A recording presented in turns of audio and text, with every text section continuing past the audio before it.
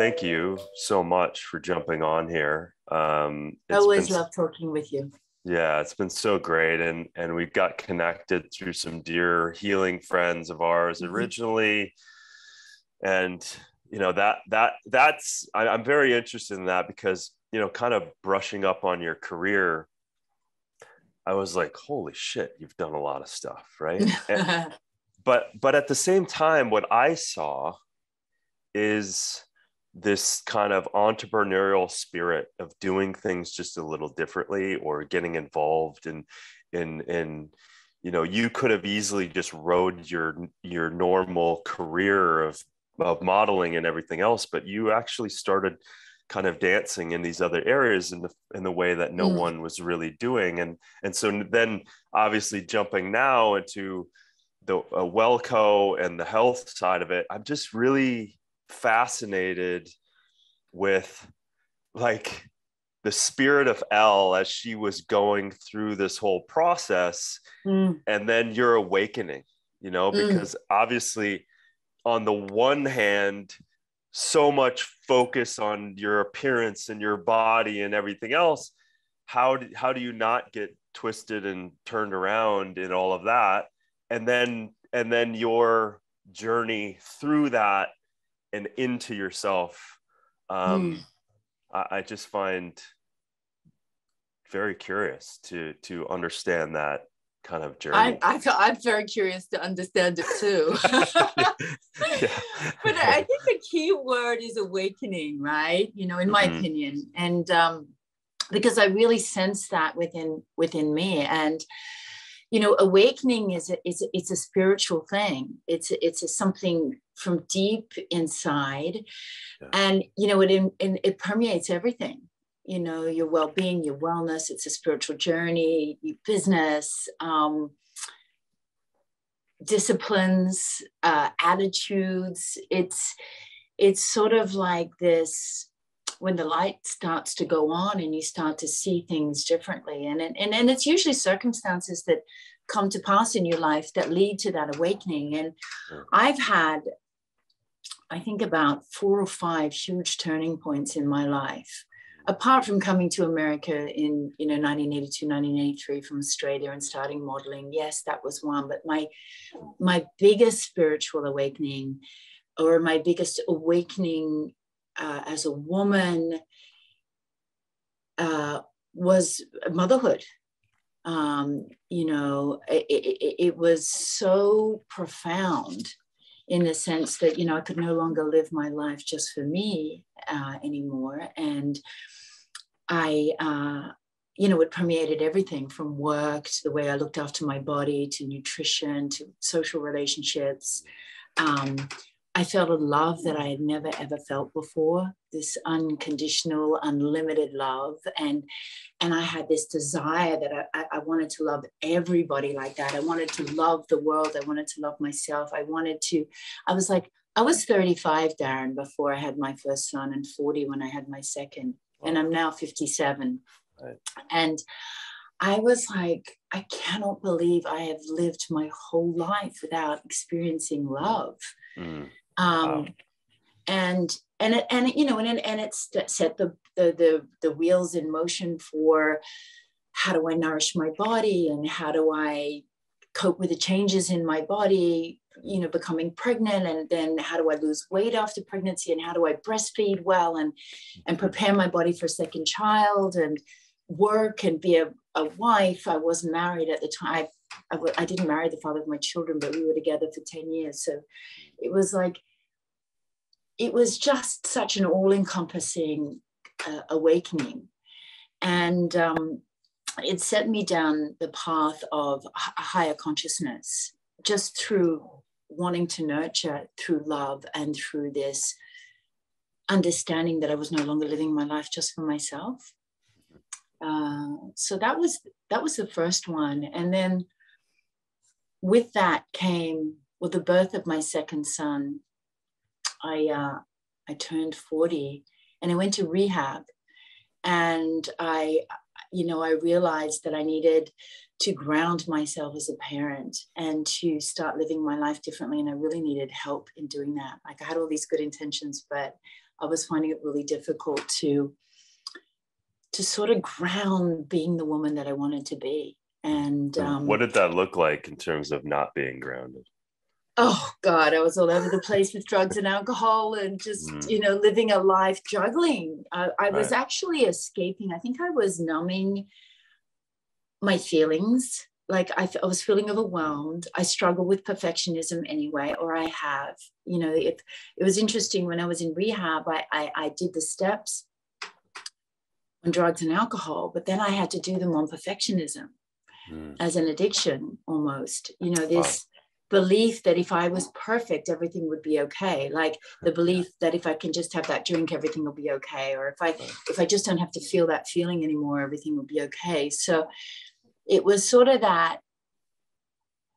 It was almost like a crutch.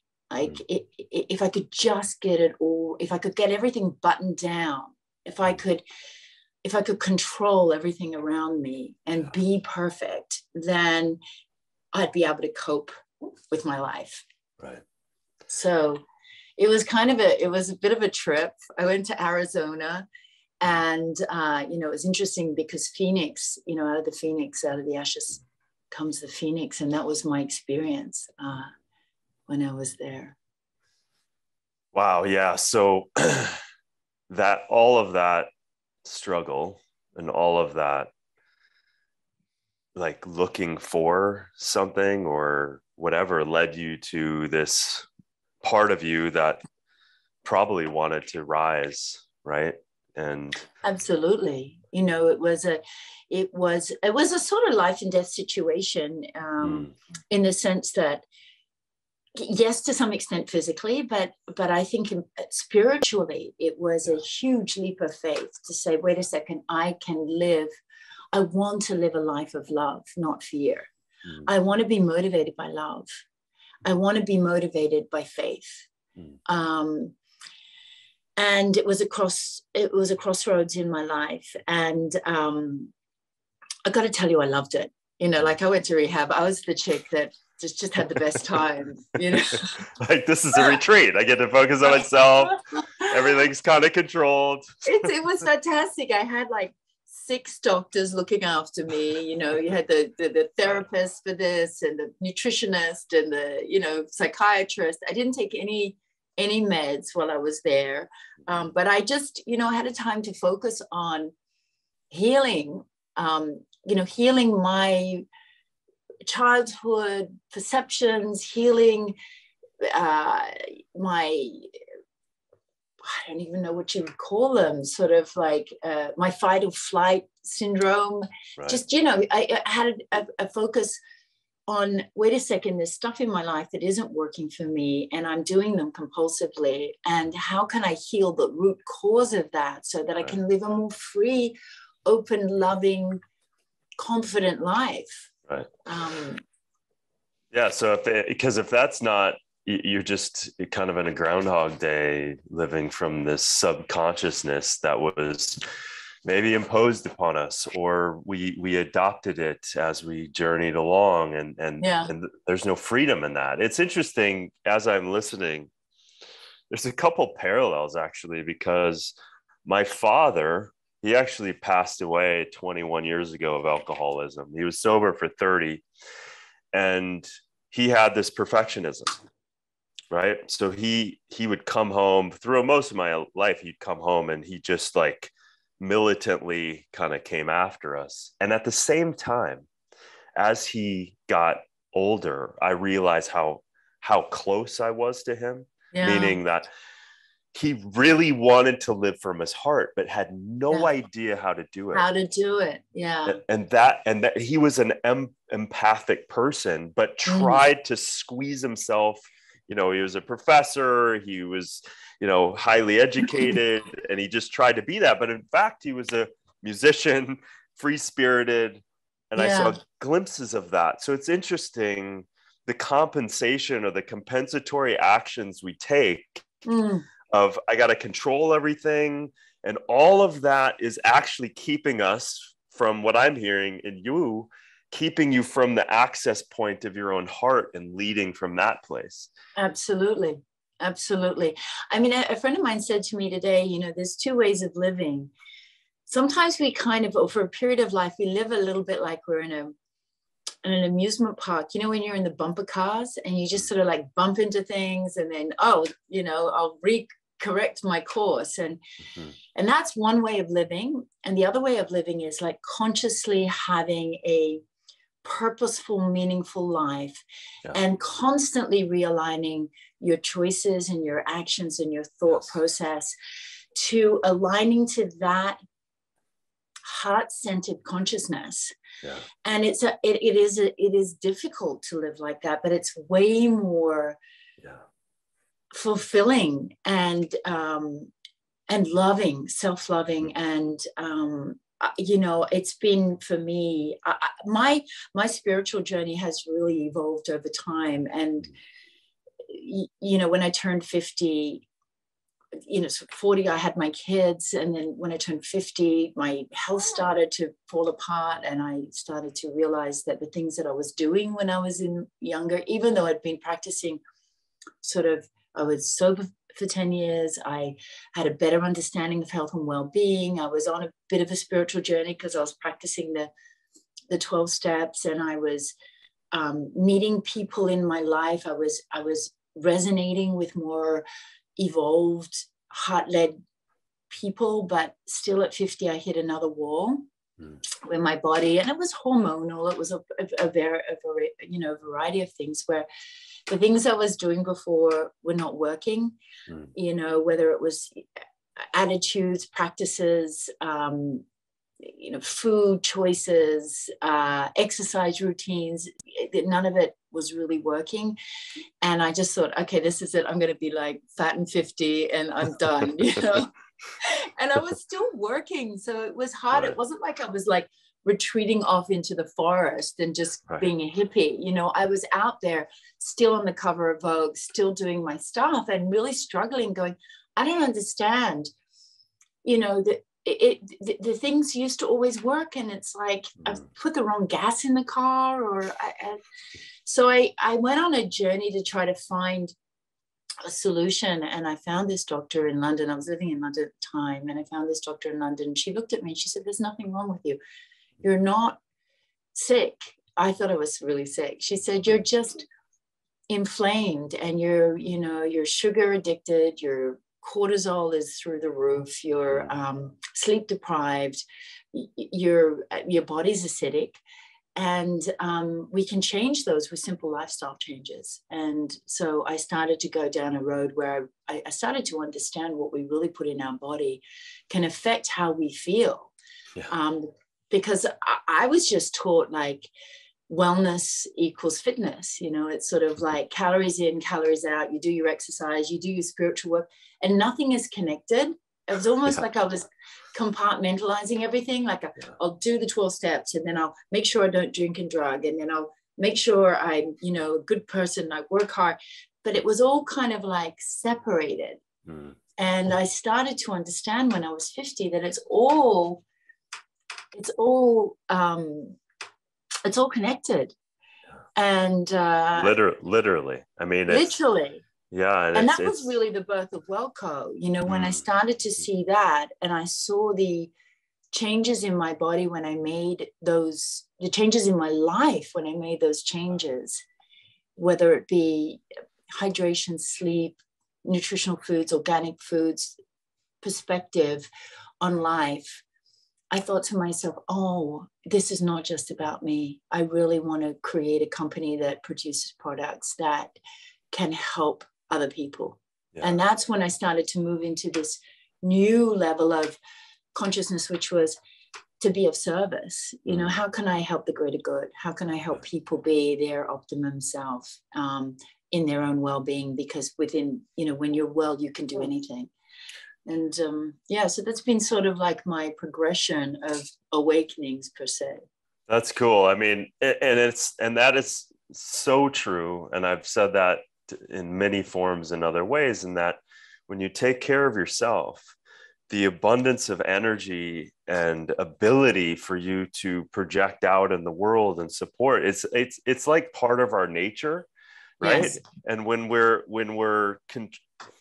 don't want to use the word controlling, but when we're integrated and nourishing and nurturing all of these aspects, or at least a lot more than we used to, it's a natural progression to be able to want to share and give. And that's where it's cool, where the entrepreneurial side of you kicks in, because it's kicked in again, like it's kicked in several times in your career.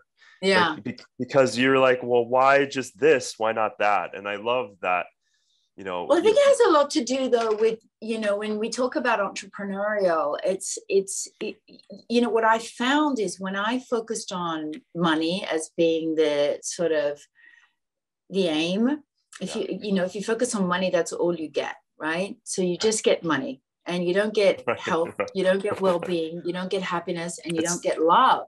Yeah, sacrifices. Yeah, if that's the main goal, it's almost like, you focus. It's like, because we are the ultimate creators, right? We and this is this creation mechanics, and this is another part of my spiritual journey, is really probably the final part of my spiritual journey, or my own awakening, is the understanding that we are the creators of our lives, and what we focus on, we get. And I've said to people, and I've said this to myself, if you don't like what you've created for yourself, create something different, because you can, right?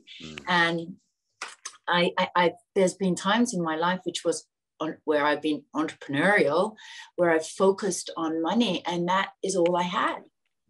And now I realize, if I focus on what I love, what I focus on, my purpose, my higher purpose, and my values, the byproduct is it's very financially successful.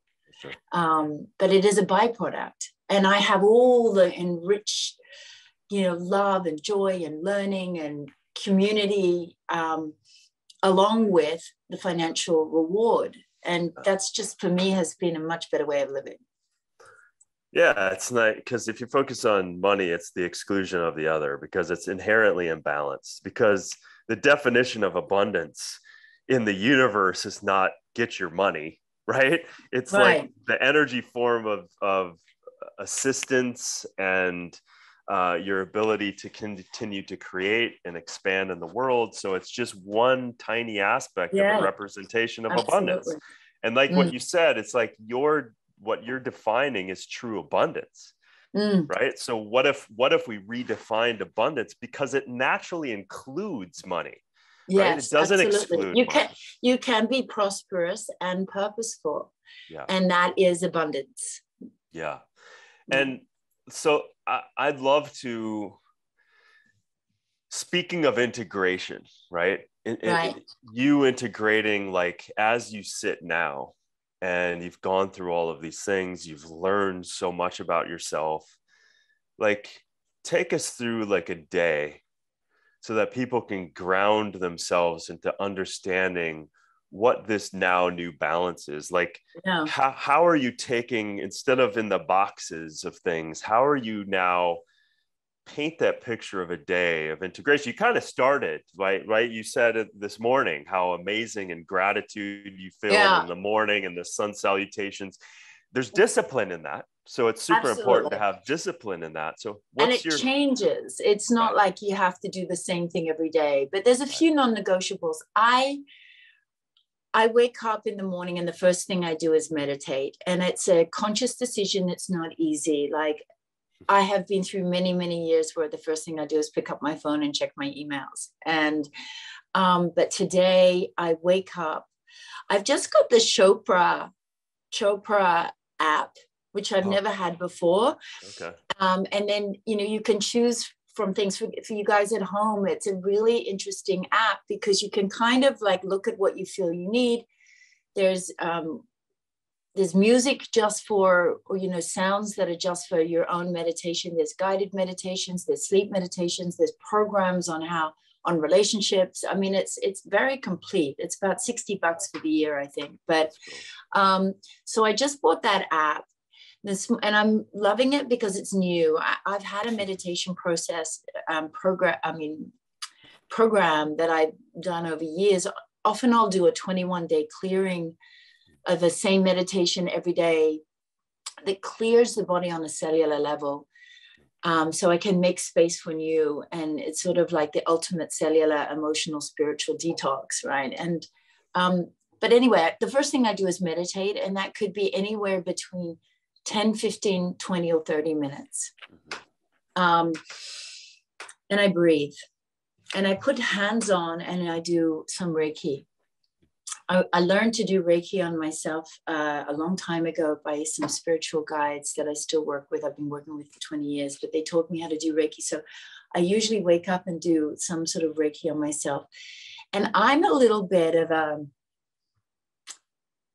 just before I wake up, sometimes I have overwhelming anxiety, like a sense of doom. Like, so for you guys, it's not like I'm just living this life, you know. I have this sense of like, oh my God, I don't even know what it is, and I need to calm myself before I even get out of bed, and just, I'm okay. Is that almost a everyday kind of thing?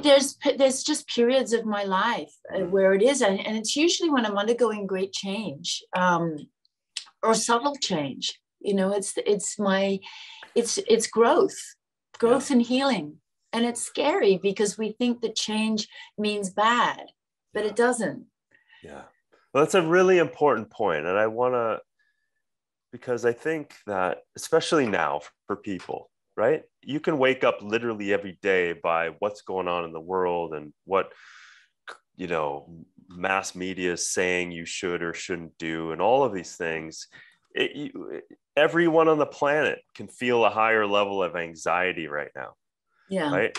So I think that just being a human and having things like, oh, where's this going to come from? Do I have enough money? How are my kids?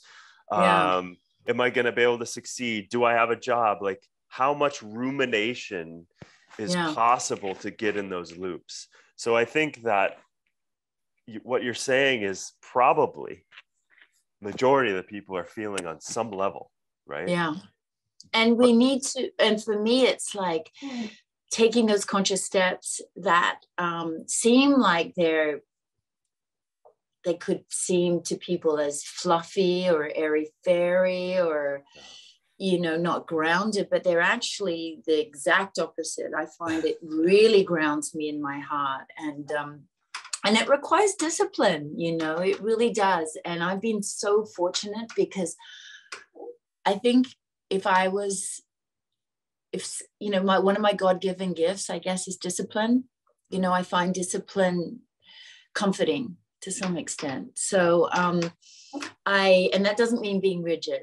It just means having the willingness to stick to something and to commit to it. And I can see it with my wellness program, you know, with our products. I know when I take these products every day, you know, when I first started taking them for a month, my whole life changed, you know, everything, my skin changed, my hair changed, my nails changed. And I was like, oh, wow, you know, if you do something consistently, change happens. And that is so empowering, you know, to know that we are in command of the changes that we want to see in our life. 100%. And the most important thing is, like, even when you think you're not choosing, you're choosing. Right. Absolutely. So if you're not drinking a super elixir of nutrient density, then you're doing something else, or you're starting your day drinking coffee or whatever. Not that there's anything wrong necessarily with stuff, but that discipline of, like, I always use this example. I use Australia all the time, actually. So, like, if I was here and I wanted to make it to Australia, I have to set my course. And if I'm off, I'm going to end up in, you know, the Thailand. Exactly, very much. And so the discipline is what takes you there. And I know Mike Tyson talks about this all the time, right? Yeah. He's like, he literally says, if you don't have discipline, you have nothing. Yeah. Because you're just, and willingness. I think willingness and courage as well. You know, the willingness to give it a go. And the courage to put yourself on the line when it's not comfortable, you know, the courage to be heart-led. I always say, use your heart as a compass. It will never, ever lead you astray. Yeah. And, you know, the mind is just an administrator. The brain is just good. It's like a computer. It's just good for kind of getting the job done. But we have to set the course from the heart. And my heartfelt desire is I want to be in my power. I want to be loving. I want to be present. I want to be of service. I want to feel joy. I want to be in joy in my life. And I want to make, you know, I want to use my time wisely and purposefully and enjoy it as well. So that's all heart. That's coming from deep within my heart. And then my brain says, okay, well, in order to do those things, you need a bit of a schedule. And so, you know, this is your work time, and these are the kind of people you're going to work with. And, you know, and to get up, you got to get up at this time of day. And in order to be prepared for your job, you need 2 hours, because in that 2 hours, you want to do a bit of meditation. You want to drink your celery juice. You want to wait 20 minutes before you have your coffee. You want to ground. I like to put my feet on the ground. I like to feel nature first thing when I get up. I get naked and I put my body in the sun very early, you know, like 7 o'clock in the morning. I think that's super important for our immune system. I'm very pro and giving the body the tools it needs in order to be at optimum wellness. And it's not something out of a bottle. You know, it is nature. It's sunshine, it's fresh air, it's breath, it's connection to source, and great nutrients, obviously, and coffee sometimes. Sometimes, yeah, throw that in there. But really good coffee, for sure. Good coffee, clean coffee. Not, you know, mold-free, pesticide-free, clean coffee. Yeah. How do you brew it? What's your favorite way of brewing? Oh God. Well, I mean, freshly grind and then I grind and then French press. Yeah. But I'm also like, I got to be honest, I really like espresso. I wish that Dave Asprey, which I know he doesn't really do Bulletproof anymore, but I wish he would do espresso pods so that I could have a clean coffee in an espresso pod. You know, the challenge But I saw your thing, which was so amazing. You're like, every time I watch one of your things, what is it? What are they called? The fatal conveniences. Oh my God, Darin. It's like, I know. Fuck. Oh. You can swear. It's appropriate. I saw that. I was like, shit, I never thought of the water just sitting there and all the, you know, I mean. And the plastic and the heat and the permeation of plastic and the aluminium and all that, you know, and even pods that are recyclable and made out of paper and stuff like that, you still have that stagnant water brewing. Yeah. Bullshit. And you know, that's I was not happy to see that. I know, but it does, listen, it does breed, and I hope it breeds innovation, because there's typical solutions for this stuff, right?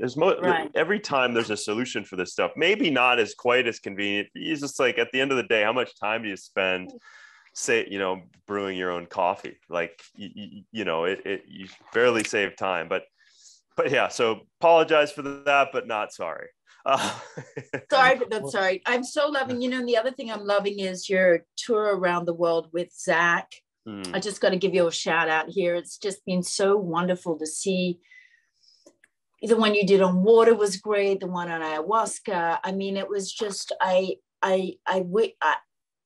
I'm so grateful that we're in this period of time where there's programming like that is entertaining, that is considered, that is educational, that is beautiful. And I really honor you for the work that you're doing. And I find you truly inspiring. And whilst you want to talk about how I do my days, I'd much rather hear about how you do your days.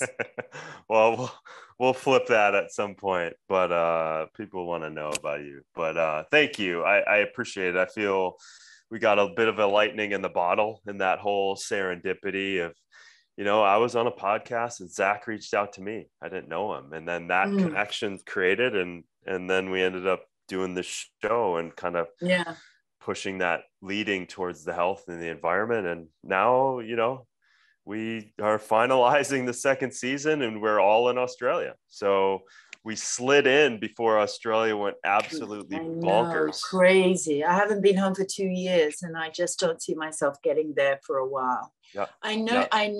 I nourish my body with sunshine, grounding, nutrients. So I'll have I go through phases. Like I could start with the celery juice, or, you know, my super elixir, which is the, you know, nutritional greens that we do at WelleCo.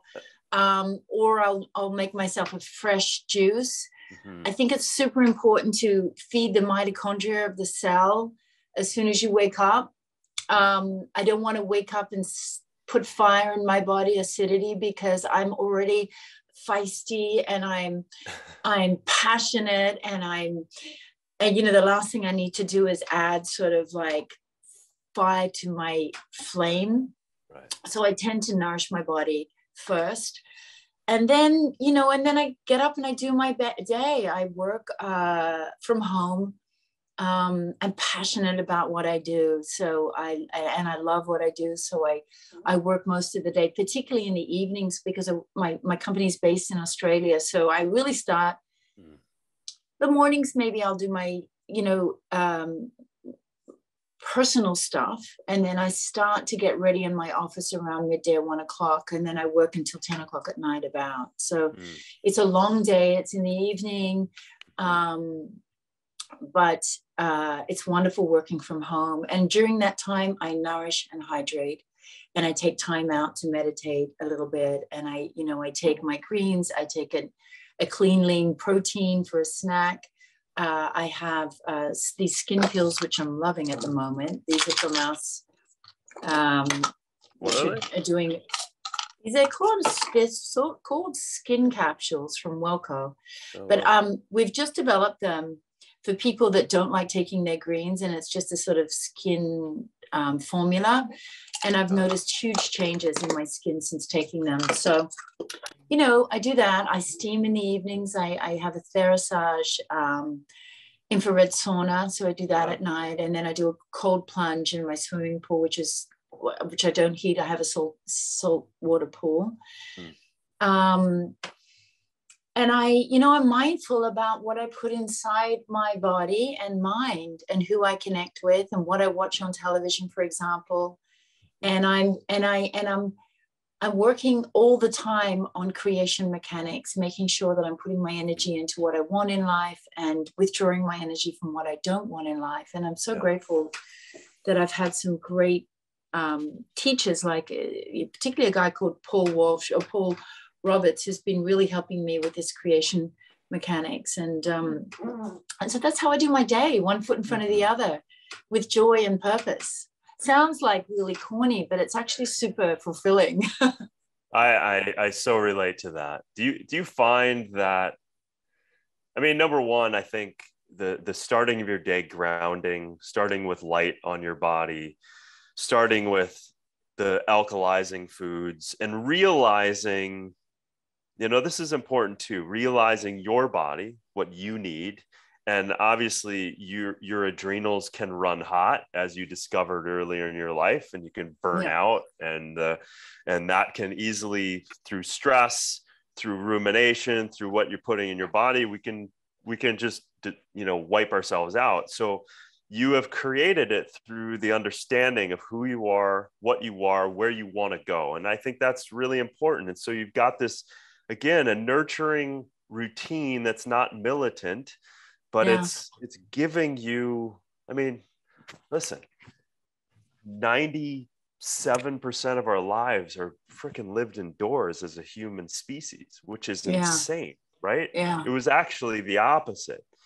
So to put our feet on the ground, to get the sun, like all of this stuff at one point, I think sounded hippy dippy, but now there's a greater acceptance. It's survival. It's survival today. You know, we need to, and we're so bombarded with, you know, technology. And I live in the real world. I'm not, I'm not living some fantasy. I live in, you know, Miami. I'm on 2 acres of land. I'm very fortunate, but I work in the fashion industry and the wellness space, and I'm on air and I'm talking with a variety of different people. And, it's not like I've just retired from the world and decided I'm going to live this, hippy dippy life, as you say. I am absolutely 1000% present in a modern world. Yeah. But I realized that I need to do different things today in order to survive. It's like nutrition. It's like supplementation. I believe that there was a time when I grew up in Australia where our soils were not over-farmed like they are now. So when I ate the food that I ate when I was growing up in Australia, I was getting the nutrients I need. A lot of people say to me, why do you do supplementation? It's because we've over-farmed our land, and there's no minerals anymore in them. There's no vitamins in our land. We've over-farmed it. The soil isn't rich. I mean, I love all the work that he's doing, Zach Bush, on understanding the relationship between the microbiome within the body and the microbiome within the soil, and how we can integrate that connection with nature. Yeah, we have to.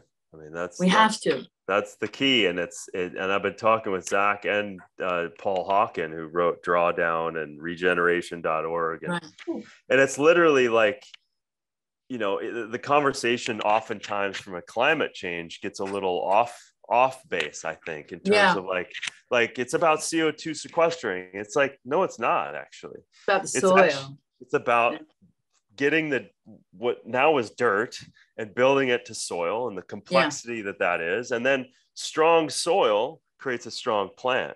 Strong plant creates a strong human who eats it. And that whole ecosystem gives the power back to the farmer, who now has the sovereignty that he always should have had, instead of giving his power over to the agrochemical and GMO world. So that's really what it's about. And so, and in that whole process, you sequester carbon as a side benefit. Yeah. But it's in, like what you're saying, it's in congruence with nature. Yeah. Once we divorce nature with our own living and with the systems that were in place or that we're a part of, there's always going to be consequences. And nature doesn't have consequences when you're flowing with it. It's abundant and it's giving. And that's what it's about. And so, we are in this modern world. You are in this modern world. You are charging forward passionately. And then it's realizing, hey, if in order for me to really sustain a happy, fulfilling life, I have to integrate these things that are of nature, or else the wheels are going to come off the wagon. And I felt the wheels come off the wagon, and it's not pretty, let me tell you. No, it's a course correction. It's an opportunity. Life is definitely going to hand us these opportunities, and what do we want to do with those? And that's the biggest thing, I think. What is command of our life, so that we can live our life to our, live the fullest, fulfilling, joyful beings that are service to self and others equally. Yeah, exactly. And what would you say is your main focus now? And then what would you say is your focus for the future that you still want to create? My main focus now is building WelleCo and creating products for our community, and that are supporting people's health and well-being. So nutrients dense, functional foods and beauty products, beauty from within, educating people on the importance of feeding your mitochondria, feeding your cells, feeding your heart, feeding your soul, through great supplementation. And I want to really see our company grow and flourish, so that we can be helping the most amount of people. And that's sort of, it was the culmination of my own wellness journey. And it feels like it's not complete unless I'm sharing what I've learned for myself with others. So, but my ultimate dream is really wanting to see people live their ultimate dreams, empowering, giving them the tools to be empowered to live their dreams, to live their authenticity, to live their in alignment with their finding their own purpose, their own love center, their own heart center, and living in alignment and not separated, living their wholeness, aligning everything, their actions, their voice, their choices with their heartfelt purpose. Yeah. And I think I'd also love to see a world where people are understanding that they are the creators of their life and choose to consciously create the life they want for themselves, not feeling a victim of their life, that life happens to them. I hear so many people, it's like, oh, this happened to me. It's like, no, it's happening for you. Yes. And, I want to give and receive love, and I want everybody to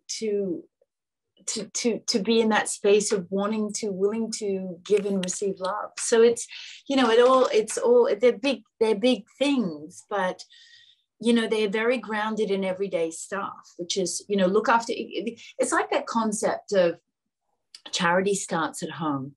Mm-hmm. And if you want to change the world, the most important thing is to start to change the environment within you. And that's through, who you see, how you think, how you feel, what you put inside your body as far as nutrition is concerned. And that's our responsibility. That is, and to maintain our personal sovereignty, as you so clearly mentioned the other day. I loved your rant on sovereignty. It was really great, actually.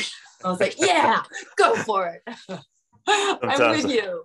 Sometimes I never know what's going to come out, but it is authentic without a doubt. But yeah, I share that with you. I share that was the whole, the reason I called my book Super Life. It's because I ultimately just want people to kick ass and me too. Yeah. And just live their best selves, live their highest, their most, the greatest version of themselves, and to be healthy people, healthy emotionally, spiritually, and physically and mentally. Yeah. And realize that they have the power to do that, to create that. And you can't skip steps either, right? So it's some of the hardest things are to slow down, stop, and breathe and go in, right? Because then and I love what you did in terms of like, just put your hands on yourself. Even if people don't know Reiki, you can start getting in touch with yourself. Amazing. I had this yesterday. As crazy as this sounds, I had this incredible kind of superheroes of healing here. I just discovered them about 6 weeks ago. Incredible group of people. Like I could go down the rabbit hole on what they're doing. Yeah. But this one healer she tunes in. She doesn't have to touch you. You're right next to her. And she literally sat me down yesterday, and all we did, she just goes, and she's sitting over here. Our eyes are closed. She goes, go into your heart. And I was like, okay. And so she's sitting over there, but then she's like, no, you're still in your head. And she's tuning into me. And I was like, oh yeah, she's right. And I'm like, well, what is that? And I'm like, and on the one hand, I live my life with my passion, but at the same time, it felt so challenging in a way to just literally shut off my brain. And we sat there for 20 minutes, just creating this deeper establishment of heart without my head leading. Right. And it's like, I can lead my head and my heart can come, but I actually want to flip that script. You want it the other way. You want your heart to be your compass. Exactly. Yeah, I get that. And it's not easy, but when we get in, it's practice. When we practice doing it, then it becomes flowful. It becomes second nature. And that's why meditation helps, because I think that, people have this kind of concept that when we meditate, well, you kind of get like relief, you go into an altered state for 20 minutes or 30 minutes. And, oh, that's really great for relaxation. But for me, what happens is connecting, even for 30 seconds, to source.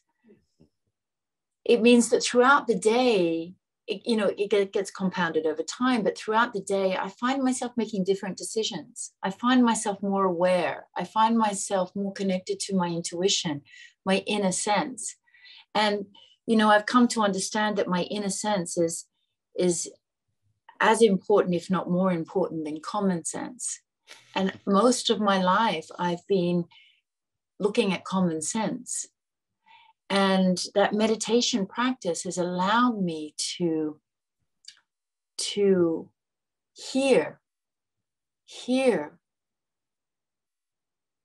my intuition, hear myself in the most bizarre times of the day, And yeah. Anyway, I'm going on. Sorry. No.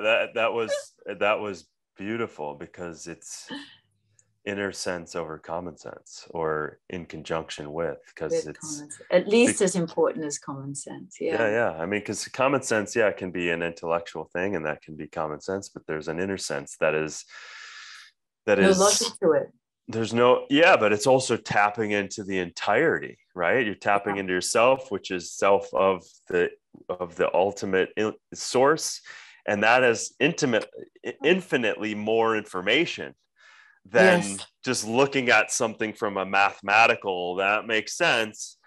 And so that, to me, and that's muscle testing, right? So that whole when they muscle test, you're tapping into the universe to go, is this good for you or not? It's it's outside. Sometimes when I go into meetings, or I'm meeting someone for the first time, I just go into question. Like, I go, okay, who am I? Who are they? What are we hoping to achieve here? And I'll just kind of be in that space. But tapping into that, I think, and when you said that is right, in the sense that it's hard. And I think it's hard because our culture has kind of adopted a whole nother way of being in life. And that is make the money, do this thing, look a certain way, act a certain way, say the right things.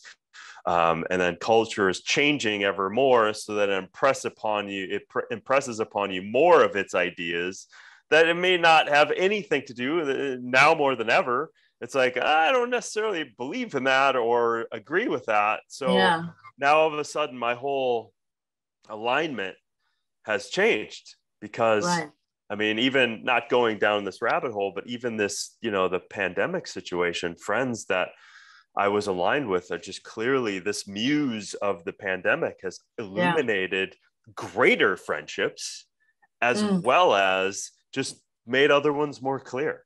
Like, okay, it's a certain level. And I think what you said was really true. I have two things that, as I've continued, I'm less and less attracted to just hanging out with anybody, right? Because my own energy and what feels right is so sacred, which is why I kind of like hanging out here and not leaving much if I don't have to. But that's do you find that too, when as you know yourself more, you're more discerning on even business relationships and personal relationships, that it gets more refined and could maybe even look like less and less of when those? It's more and more. Absolutely. I think the key word there is discerning. When we choose from heart truly how we want to experience our life on a day-to-day basis, because we're so scarcity driven, we could feel that it means our life is getting smaller, but it actually is getting larger. I find myself, I barely leave my home, and it's like, oh really, I have to go and do that? Okay. But I find myself, I'm so happy in my space. I'm so happy, and my days are so full that it's almost like, I don't want to say there's not enough time in the day, because we have infinite time, right? And time is no longer linear. It is spherical, and it's past and present and future all in one. And I think it's something completely different from what we've been taught. I'm starting to experience that anyway. But what I'm finding is that I am becoming focused on what truly matters. And that is extremely fulfilling. And it doesn't look like what I thought it should look like. It looks very different, but it's okay. And it's interesting just being an allowance of that, allowing the day-to-day life unfold, and allowing the relationships to come like the flow. You know, people come in the flow. And that's an interesting thing, because I'm gathering you used to like to control things. I definitely have been a control freak in my life. I definitely, right. And something that I've been literally practicing is surrendering to that divine flow, right? Yeah. I had this moment coming out of a meditation one day. It was literally like the divine was speaking, and my brain was starting to try to control things. And whatever this voice was said basically, hey, you know, everything that you really, really, really want at the deepest part of yourself is in this divine flow. Yes. Is there to nourish you, nurture you, and provide you the greatest experience ever. Yeah. And so, and for you to be the highest version of yourself along the way. Absolutely. You know, I think that in relationships, that's always a good one to remember, because I think we try to hang on to relationships. They could be friendships, they could be family relationships, they could be love relationships. And I've come to understand that anything that is truly meant for you will not pass you by. We never have to fear not getting what we think we want. We will always, you know, I mean, they would say rejection is God's protection, but it's a very kind of glib statement. But I truly believe that what is meant for you will not pass you by. We have the capacity to be in command of our life, to create whatever it is that is our true heart's desire. And we can do it consciously or we can do it subconsciously. I prefer to do it consciously. It's way more efficient. Amen. Amen to that. And it's fun, because being a participant in it and learning, and I think in that process, you're also letting go of all of this other stuff that, oh, that's not me. And to see and to feel and experience more of quote unquote me in that divine river, like count me in. Count me in. But sometimes, like even what I'm feeling now, I'm like wonky and full moon and my body's achy.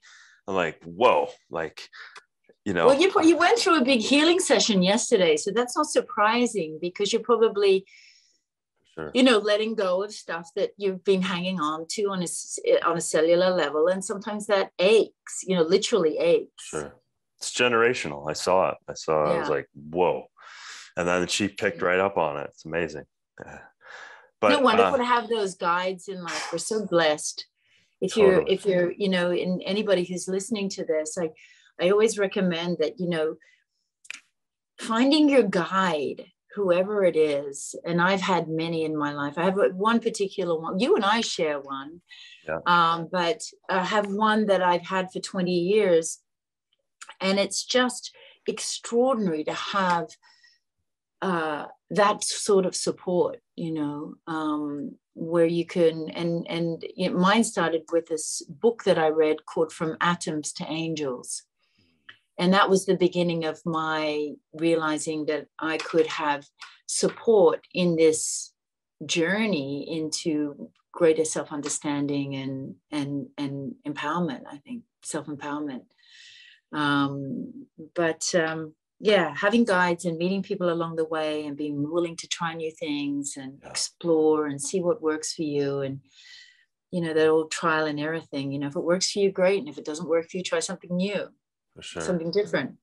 And that's the thing, like the universe, God, spirit is really only talking to you in the way that you can learn to discern what that is. And the guides are great steps, right?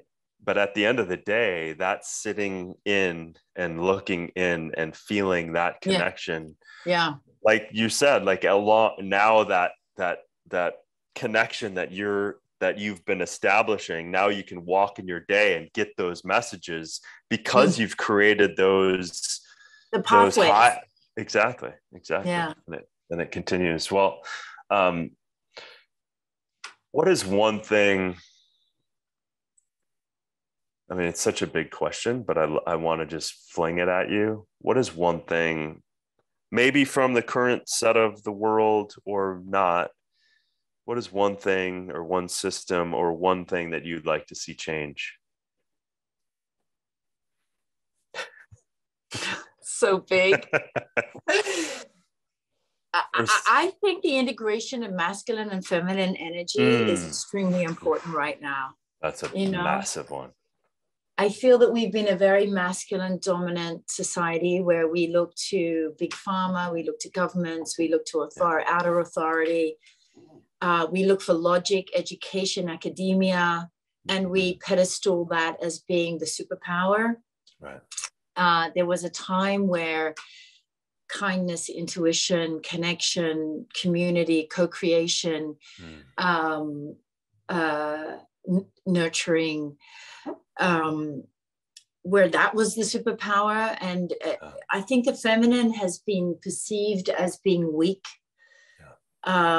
recently, and the masculine as being strong, and therefore we gravitate towards what we feel is strong. And I feel that there's a huge imbalance in humanity at the moment. And I believe a lot of what we're going through now is that rebalancing of the masculine and feminine outside and within ourselves, embracing the masculine within ourselves and the feminine within ourselves. And when I say the feminine, it's the intuition, it's the willingness to love unconditionally, it's the desire to nurture. I know that's a huge kind of question and probably a bit of a ethereal answer, but I do think there's something in that balance between masculine and feminine energy. I think I literally just had this conversation coming off of that session yesterday, and I couldn't agree with you more.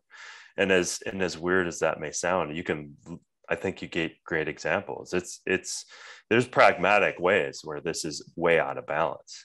And they already know statistically and in business, when you have female and high positions or the highest position, businesses always run better. Right. They do. So like, and I looked around without even trying, my team, all women. Yeah. Like I love, like, because there's something that they're contributing to that's giving me that it's just better. And I think it's a willingness to nurture. You know, that there are many female CEOs and founders of businesses today, and I think it's because they treat their business like their family. They nurture it. Yeah. And they're intuitively making decisions based on what they sense is of service, rather than the mathematical equations that a lot of businesses have relied upon. It's just not working anymore. So it's interesting times. We're so blessed to be living in this time and to be able to communicate like this. Can you imagine that we can have a conversation like this that will put into the ethos, and people will have an opportunity to listen to it, and maybe there'll be bits and pieces that will resonate with them, and they'll and that it will enhance their perspective on their life, give clarity or inspire or encourage or just comfort. I mean, it's extraordinary, the time that we're living in right now. I couldn't agree more. And again, how do you want to look at life right now? Because it will largely dictate your next, what you're going to receive. Because you can easily look at the glass is empty or half empty or whatever, and or look at the propeller that this is creating, like the push and pull, the negative, the positive, the light, the dark. It's like, just like you said in the beginning, it's not happening to you, it's happening for you. It's when things occur and they hurt or they're painful, it's an opportunity of propelling us forward to a new awakening and that's what I see, obviously, on a massive scale right now. It's unbelievable. Well, Elle, I could talk to you forever. thank you so much for your time. And I so enjoyed your contribution here today. Much love. Thank you so much. And thanks for everybody for tuning in. And thanks for being willing to be as open-hearted as you are, Darin. You know, we really appreciate it. You're welcome. And I'm trying to open it even more. I can see that.